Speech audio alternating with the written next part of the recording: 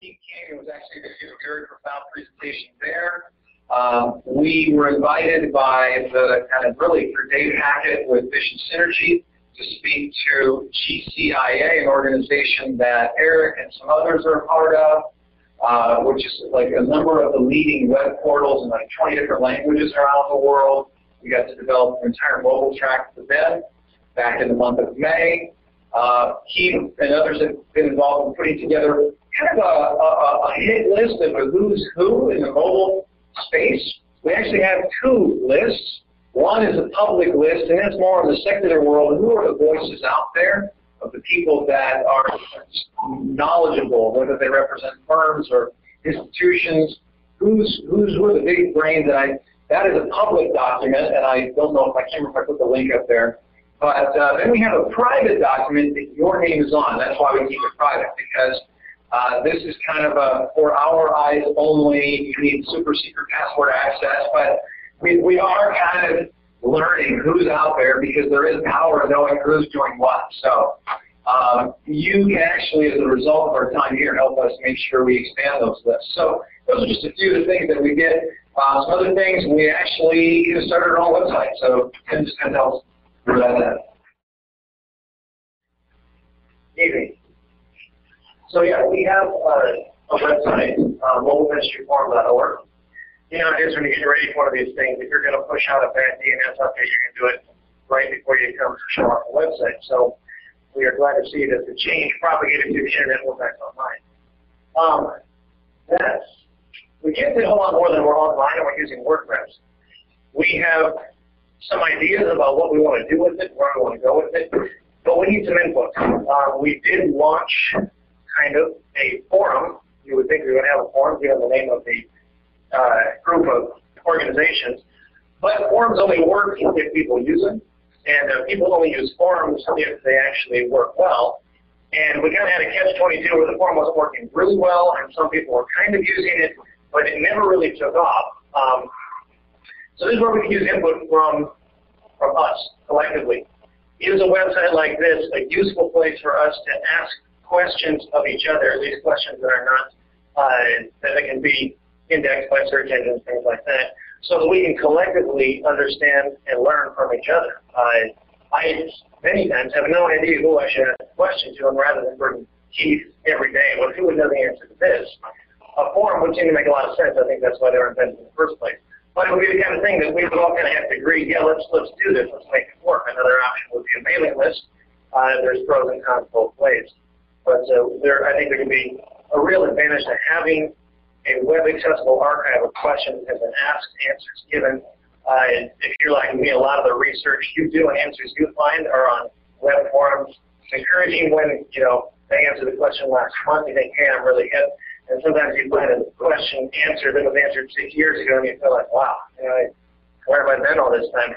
Anyway, so a forum is an idea, actually putting a web forum on there. Another one would be to create a collaborative web-based research database just by using the blog, keeping it simple, tagging all the links. Where are the articles out there that talk about X, Y, and Z, texting for medical ministry in East Africa? There are probably articles out there. There might be quite a few. Keith has a massive spreadsheet with a lot of this. It would be a great starter. There's like 1,000 collected articles in there. I know Antoine has a whole bunch as well. If we can aggregate those all in the same place and then collectively build it out, WordPress makes it easy. You can use a bookmark button and just press this and take the page and dump it right into the Mobile Ministry blog.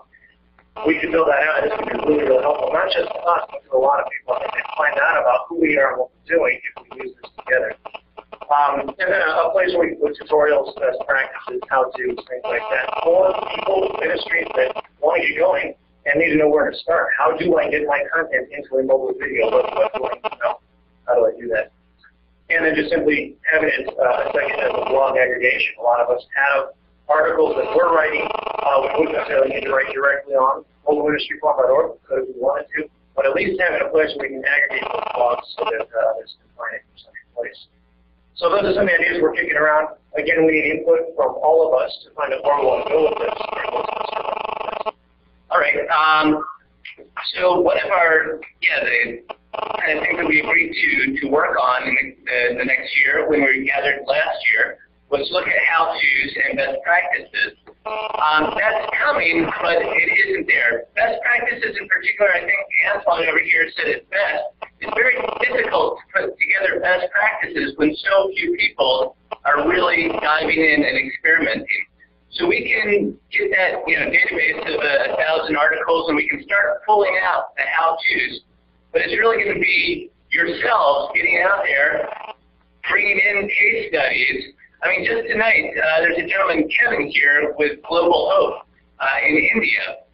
In just our brief little conversation, he provided 2 excellent how-tos on how to make sure that mobile ministry is effective in a rural, low literacy, low income area. So I've already benefited greatly just from one little dinner time interaction. So hopefully throughout these next couple of days, hopefully over that forum, things like that, we will start pulling together more, not just how-tos, but really developing those best practices and interfacing with what's written. We'd like to get that up on that Mobile Ministry Forum site, but people have a one-shot place, a one-stop place where they can find that kind of information and then start interacting with it. Say, hey, that was a great idea about doing this, but really, have you tried that?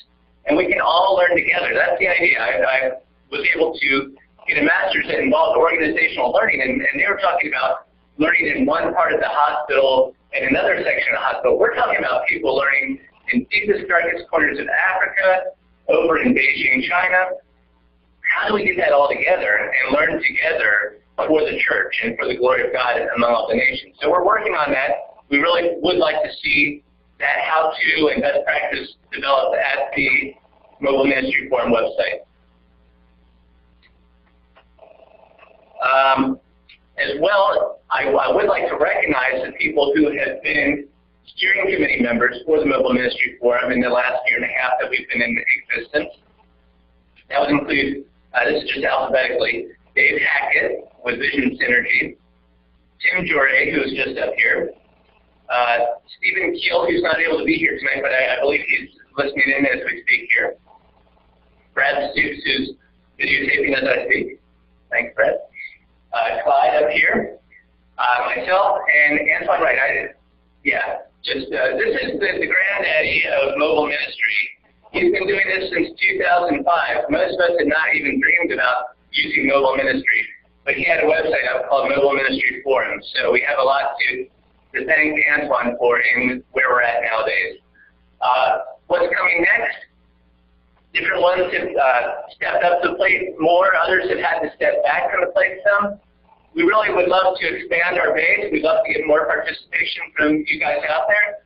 So feel free to interact with Brad, Clyde, myself, whoever, about a deepened participation, if you so desire, with the Mobile Ministry Forum. By the way, I'm supposed to go digital, aren't I? But I got my camera. All right, John, I just want to give you a warning, so you can come on up. But actually, Stephen Keel took on kind of the responsibility to think through how do we train people to begin to create a series of training videos about different ways that mobile can be used. So Stephen, who is with us live, real time, remotely, rather than presenting via audio, actually one-upped it and is going to do this little thing by video right now.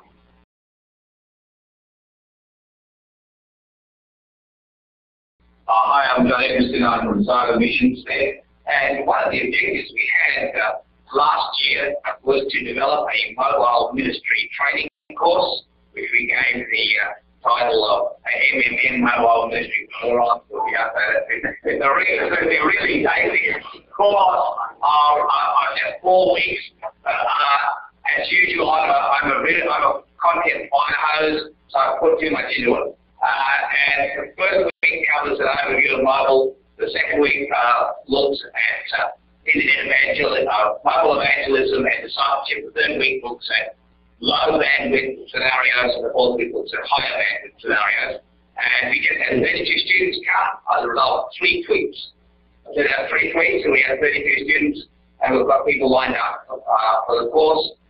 It's at cybermissions.org/mobile cybermissions.org/mobile. The next one runs on the 10th of January. It's only $20, and the field staff will join the simulator. Also, we wanted to get as much information about mobile in one place as possible, and I'm very passionate about Google custom search engines. So I created a mobile ministry Google custom search engine, and I threw in all the URLs of all the organizations. So you can go to Pronema.org, Pronema, Pronema.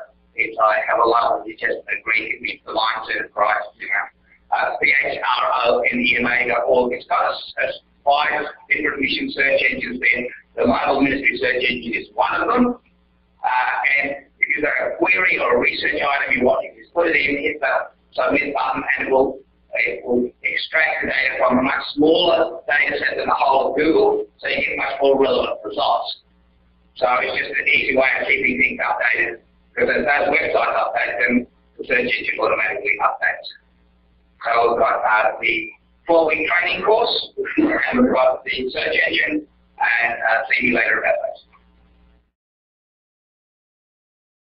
Thank you very much, John. Extraordinary amount of work, by the way, that went into that, and John, in collaboration in particular with some of the guys from Mission Aviation Fellowship, kind of worked on that and did a lot of tremendous work putting that together. One of the guys that was involved with that is with MMF, Learning Technologies. His name is Brad Rose. And Brad, I'm assuming you're still there. Is he still there online? All right, so I'm going to wait for Brad. So if I may, and Antoine, are you okay to come on up and talk a little bit about some of the research we discussed last year? As was spoken before, I kind of asked the question a long time ago, what mobile ministry looks like. That is a really difficult question to answer. There are 39 of us in the room, 15 of us. I can guarantee you we have 30 different answers about what mobile ministry looks like. That makes it extremely difficult to actually research the topic mobile ministry. It took 6 years or so, but there began to be, in the midst of the conversations that I was having with different ministries, different ministers, students, seminaries, and just random people that said, why doesn't my phone do this? You start to see some common threads. And so over the course of this year, I've looked at the body of work that has been done entirely by everyone, with the hope of being able to get us down the road of starting researching, actually having a almost methodology, if you will, of what mobile ministry looks like. I'm close, really close. But one of the outputs of that is one of the outcomes, if you will, from that research is some of who you're looking at in this room today. The diverse opinions and the diverse backgrounds of people who are here, who are attending online and all, and then also some of the activity that is happening. That also come out of that asking that question, what are you doing in mobile and mobile ministry? I personally am really mobile. So I have a diagram. And if you pull up your phone and scan the QR code, I'll hold my arm up so you can scan it. I know, right? It's horrible. On this diagram, and this diagram it was done roughly this time last year, and I spent the last 300 some odd days just trying to prove it. The diagram is a definition of mobile ministry. What does mobile ministry look like? So this expands on the definition that we started with at the forum last year and goes a little further than that. Honestly, it does my heart good to see everybody pick up their phones. This is awesome. And if you can't scan it, this graphic is at Mobile Ministry Magazine, and it will be tried for consumption everywhere else as soon as I sit down and see it. But these diagrams look at and ask the question of what areas, or what specific areas, have there been specific ministry activity that has intersected with mobile. So this is a smaller question than what mobile activity is going on, or what specific ministry activity has happened in mobile. So far, there are 6.5, almost 7 that this has happened.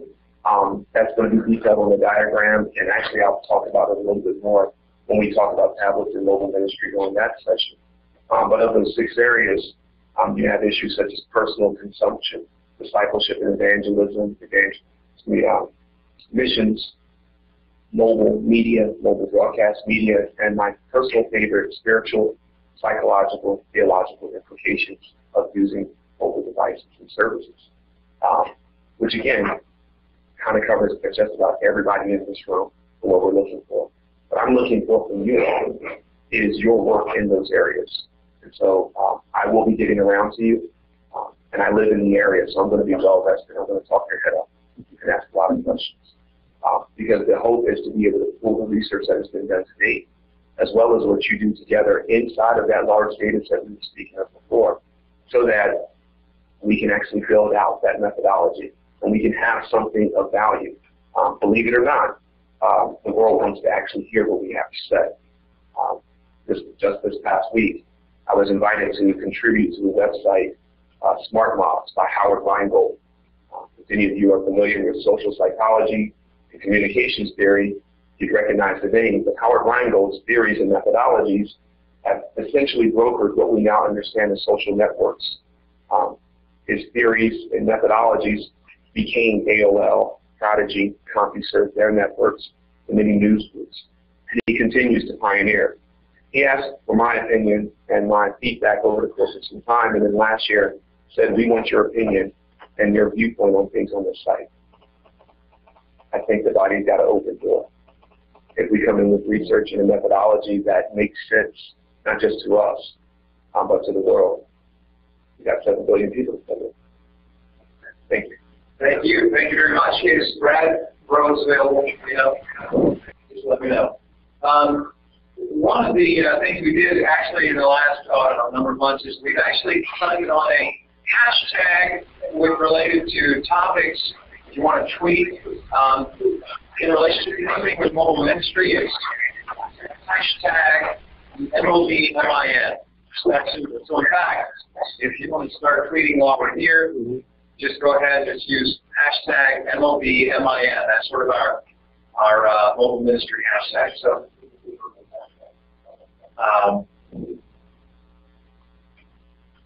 I did want to mention, as it relates to research as well, that one of the guys who was with us last year, who will be presenting tomorrow, has done an enormous amount of research for his organization, a very large organization, and he is willing, in a trust relationship, to make some of that available. So I'll just mention that because he has done, they've got a series of research articles, and then Ed has a series of things. So there's sort of these little hubs of research that we're beginning to pull together. We just have to find ways to make that more user-friendly and more interconnected. Brad to go. Okay, so Brad Rose was with us last year. He's with MMF Learning Technologies, and I've asked him to talk a little bit about, we talked about doing some podcasts and an audio research resource library. Okay, so can you hear me now? Brad Rose. All right, great. Yes. Well, first, I guess I'll cover the podcast. We were talking last year about ideas for promotion, and I was really excited about doing a podcast on mobile ministry along with Antoine. And he and I did an initial setup like the first week of January, and then I just got into a whole bunch of health issues the first quarter of the year. He and I then finally actually recorded the first episode the first week of April, and we're using a service called TalkShoe. The test we did in January was perfect, but then ran into some technical issues after the recording of the first episode in April. The system shows that there's a nice 24-minute recording there, but I can't access it. I was kind of overall overwhelmed with everything else that I was trying to do, and just kept putting off getting it figured out. And eventually, I'm ashamed to admit I forgot about it until the email came about doing an update on it. But I felt like the first episode we did was actually really good, and it's still a really good idea for promotion. So now that it's on kind of the top of my mind again, I'll commit to at least having the technical issues worked out by the end of January. I'll work with Antoine again to work on scheduling. But our plan was to do one podcast a month, and I hope we can actually get the first one out again by the end of January. Then the digital library. I wrote a digital library system called Ibidum. It's complete. It's ready to use. It's getting some uptake. In fact, we're using Ibidum with Telemann Sahe, Alan Dirkson's ministry that I've been privileged to help get going. I don't know if Alan's actually made it there yet or not. He was coming from Ethiopia. And I believe that GRN is going to be working with some students in California to build a mobile front end for the system. So the software is good to go. It's open source, so anyone can set it up. Just look for it at the MMF Learning Technologies website, which is maflt.org. And then perhaps we need to start, talking about an installation that would be kind of the mother of all databases that kind of gets talked about a lot. The big question there is hosting. Where do we host it? And then how does that get paid for and the bandwidth costs related to that? That's all I have. Does anybody have any questions? And I don't know if Antoine wants to add anything or not. The resource library, just describe it in 20 to 30 seconds again.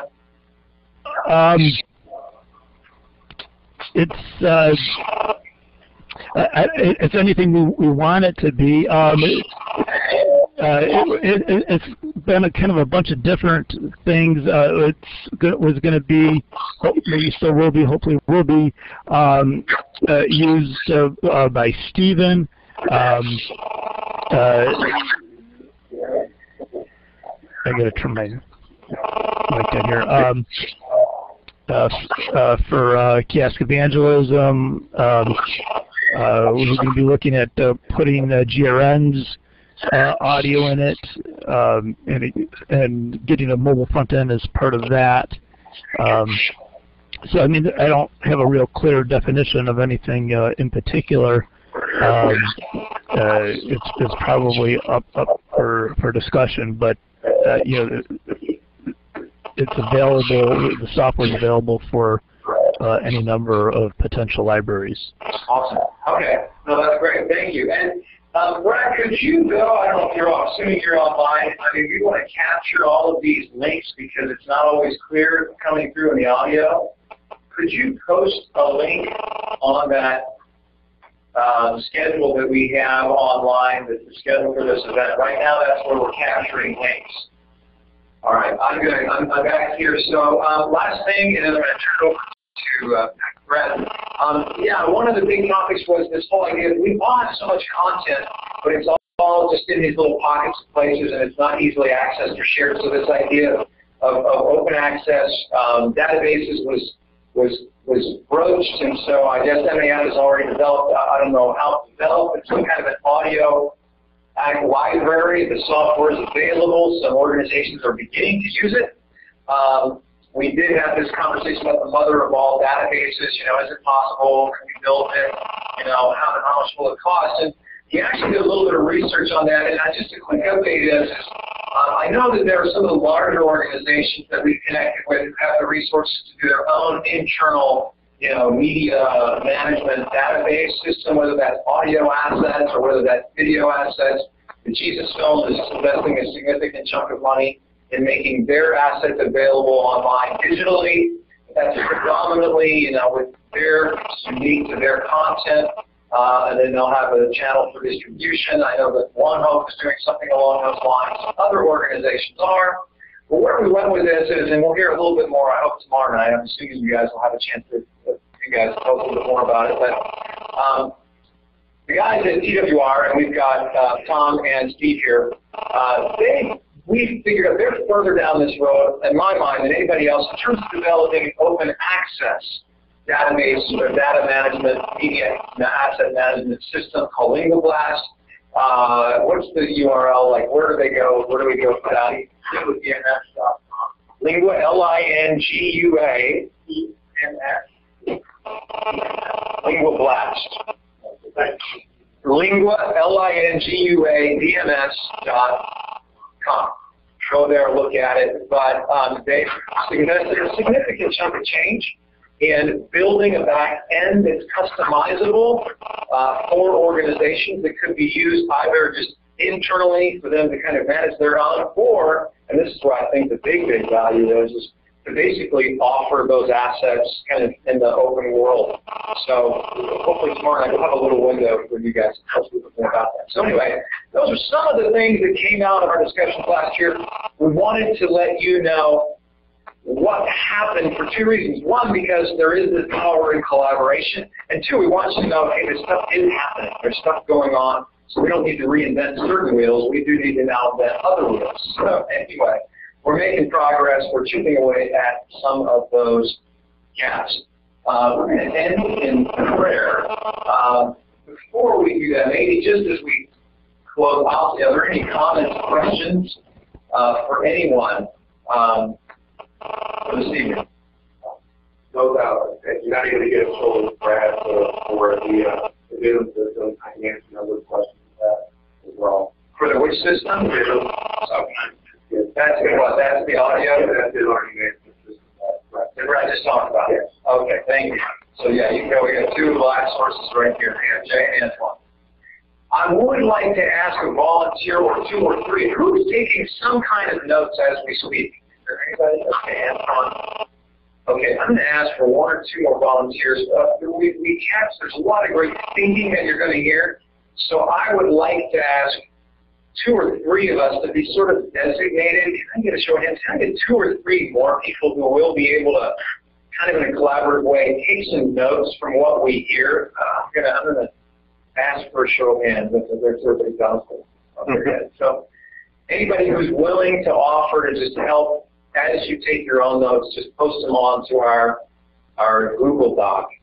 Anybody else that feels inspired, just go to that homepage with the schedule online and then go to the 2011 notes, and there's just a format where we'll actually have, out of this will come a number of things. We'll have audio assets, we'll have video tapings and recordings, we'll have an executive summary, we'll have all kinds of links, but we want like a master kind of extended notes, and that's what this will serve to do.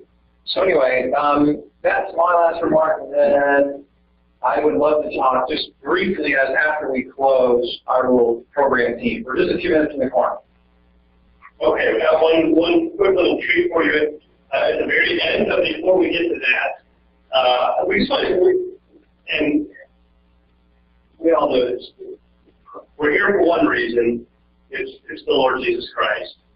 We're not going to accomplish anything here tonight or the next couple of days without Him. And we want to end tonight with about 15 minutes in prayer, 10, 15 minutes in prayer. If you lose time, if you finish a little bit early, that's fine. Talk quietly at your tables, but let's just sit at our tables and just take a few minutes to introduce yourselves to one another if you haven't already done that.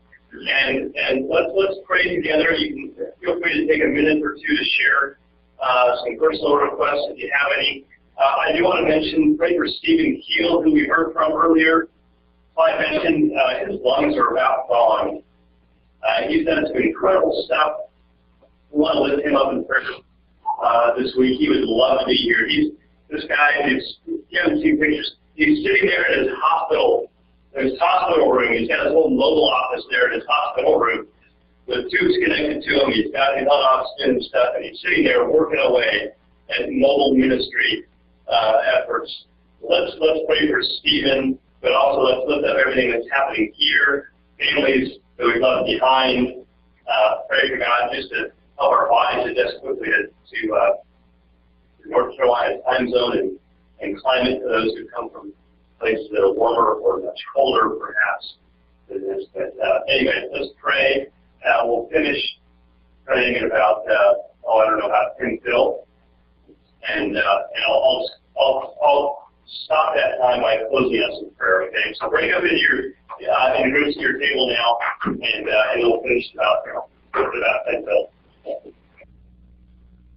May God be gracious to us, bless us, make His face to shine upon us, that your way may be known on earth, your saving power among all nations, Let the peoples praise you, O God.